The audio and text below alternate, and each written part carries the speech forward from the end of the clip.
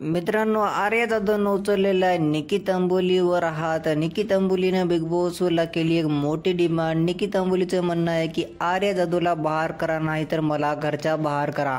हा मित्रांनो, काय घडलं कॅप्टन्सी कार्यामध्ये या व्हिडिओमध्ये सविस्तर जाणून घेऊत.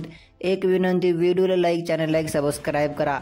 तर बघा मित्रांनो, घरामध्ये आजच्या एपिसोडमध्ये कॅप्टन्सीचं कार्याचं राऊंड 2 आजच्या एपिसोडमध्ये आम्हाला दिसणार आहे.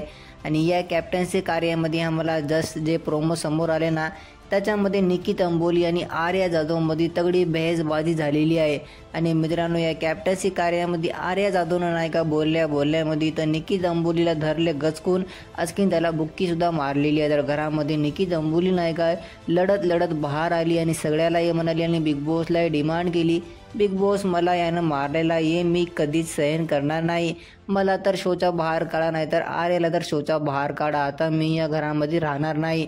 मित्रांनो, निकी तंबोली नाही का लढू बिग बॉसला म्हणाले की मी या शोमध्ये आता राहणार नाही. एक तर आर्याला घराच्या बाहेर काढा, नाही तर मला. मित्रांनो, आर्यानं पण म्हणले की मला काही फरक नाही, घर गेली तर गेली, घराच्या बाहेर येतं आर्याचं म्हणणं आहे.